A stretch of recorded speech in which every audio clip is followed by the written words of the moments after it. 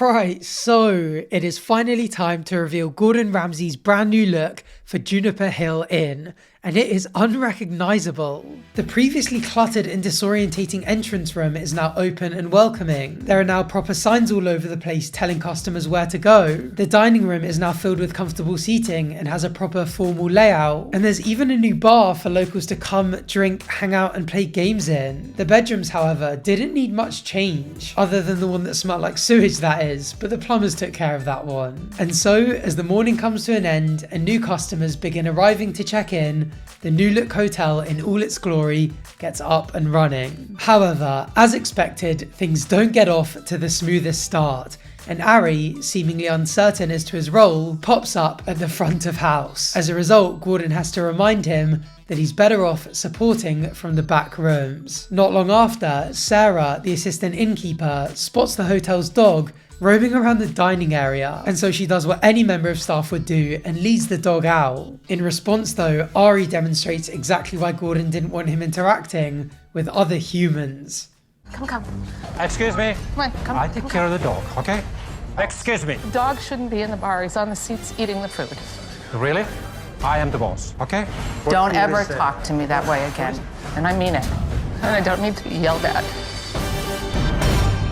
What was all of that even about? I know it was one of those highly chopped up reality TV scenes, so we didn't see exactly how it all unfolded. But still, if the dog isn't supposed to be in the dining area and one of the staff spots it there and takes it out, what is the issue? If anything, Ari's the one not doing his job properly because he's the one supposed to be looking after the dog. So it's himself he should be mad at, not his staff member who's doing his job for him. Well, inevitably, Gordon realises that the assistant innkeeper is nowhere to be seen, so he goes looking for her. After searching the hotel, he knocks on her door and finds her crying in her room, so he asks her what happened. You're part of this team. I know, but I'm sick of being yelled at by Ari. I'm sick of it, Gordon. Nobody's ever seen me break down in tears in this inn. It's never happened before. Well, let me go and have a word with Ari. This is ridiculous. Get yourself ready. Place is full of locals, and they'd love to see you too. Okay. Please. He's as scary as anyone when he's angry, but I love how sweet Gordon is with people who need it. And of course, he reserves his anger for people who deserve it. So true to his word, Gordon hunts Ari down and confronts him over what just happened.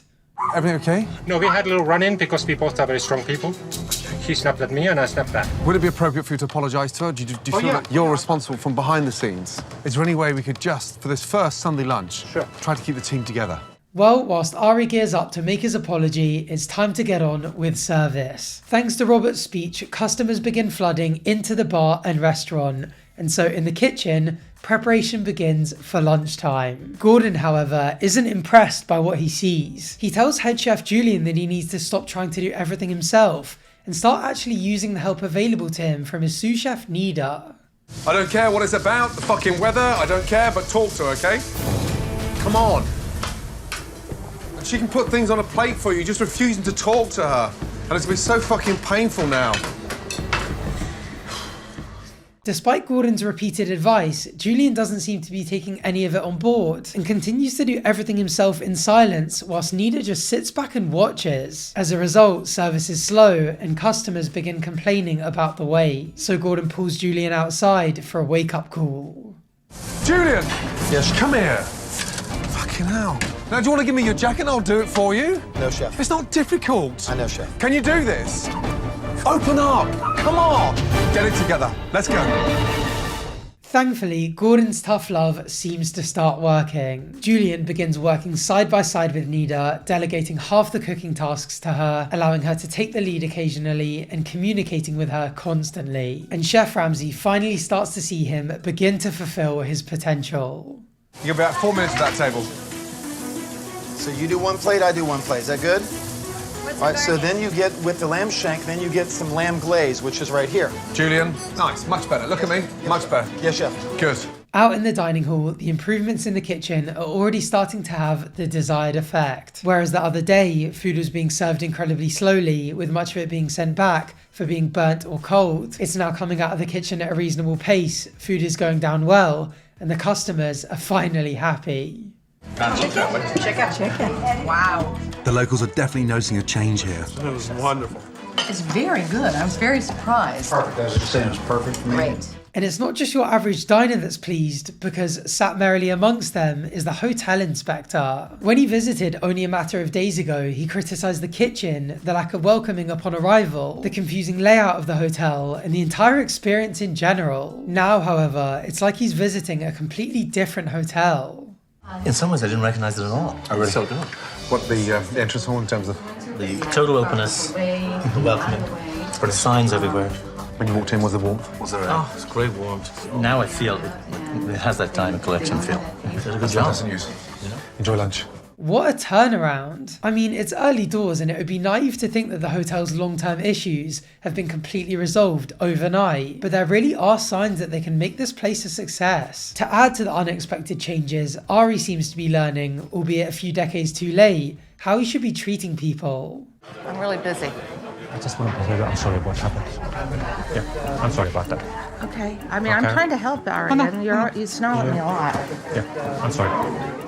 It's a cold and emotionally stunted apology, but it's an apology nonetheless, so for now, I'll take it. Of course, it's not just Ari that's had problems with his treatment of staff, so to continue this positive trend, Robert speaks to estate manager Ryan and hands him his paycheck with an additional £100 as a thank you. Just so you have a little bit extra, because we really do appreciate you, Ryan. So, thanks. Thank you very much. You and I are going to bring this back and Ari's going to join us. Yeah. I'm sure it's far from making up for all the unpaid hours he's put in, but given the hotel isn't in a great financial position, it's an okay start. Although I'm sure Ryan would prefer more money, it shows that there's intent to right previous wrongs, and that there's appreciation for everything he's done for this hotel. And with that, Gordon feels that the hotel is on the right path. From what he's seen so far, he really does believe that Robert and his team, with Ari supporting from behind, can make this place work. So he begins to say his goodbyes, starting off with Julian, who has just finished a successful lunchtime service. You seem to have got this under control, yes? Yes, chef. And you're opening up. Yes, chef. Don't stop talking. Yes, chef. Communicate. Good job. Thank you, chef. He might have beat a few people down, but then he brought a few people right back up, and that was necessary. I was glad he didn't smack me with a spatula. With the kitchen now functioning efficiently with Julian at the helm, Gordon goes off to find Ari. Thankfully, he's exactly where Gordon hoped he would be, in the RV, writing staff paychecks, far away from any face-to-face management. Look after yourself, look after Robert, and support him in all the right places. Thank you. Best wishes. We are very grateful for him that he has patience for us. Because it's not easy to restructure molded minds. I feel like Ari is probably the only person that Gordon didn't really warm to throughout this process, and it's not exactly difficult to see why, but it's nice for them to at least end on a high note. Gordon then goes on to wish the rest of the team all the best going forward, before heading to the lobby to say his final goodbyes to Robert. And in doing so, Gordon presents him with a plaque, revealing that the hotel is now officially a part of the Diamond Collection, an exclusive group of highly rated and professionally inspected luxury inns. Thank you.